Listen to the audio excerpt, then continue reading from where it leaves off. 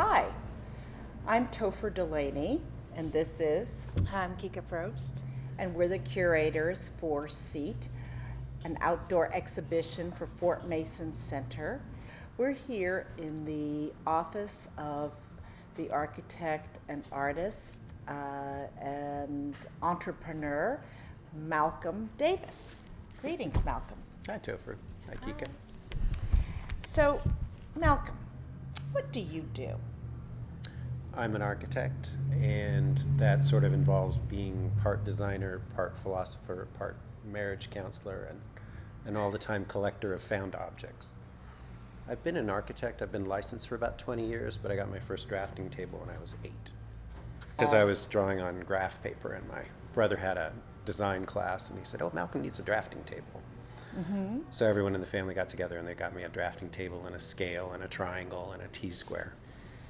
And is there anyone in your family who is an architect? No, but both my parents are very design-oriented. And where were you trained? I went to school at University of California at Berkeley, and I did my undergraduate and my graduate work there. So I kind of see wood in your future.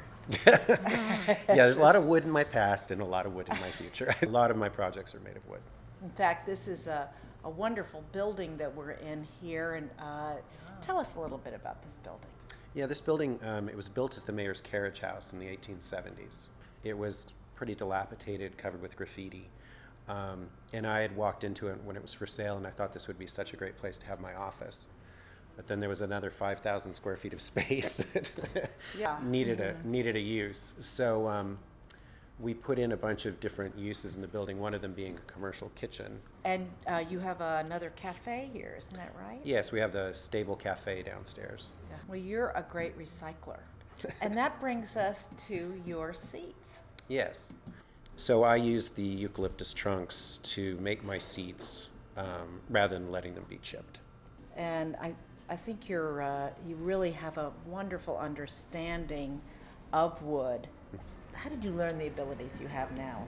Well, wood's always been interesting to me. I've always been interested in sort of the distinctions that we try and make and the edge conditions, just sort of when one word changes meaning. And I think that wood is a really interesting sort of bridge between the two, because as a tree grows, it's natural, but then when you cut it down, suddenly it's unnatural and it's man-made.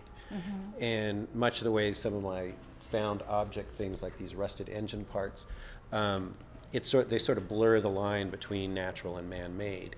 And that's something that I've sort of been interested in for a long time, and I think it comes to an affinity for the different uses of wood and its sustainability and its adaptability.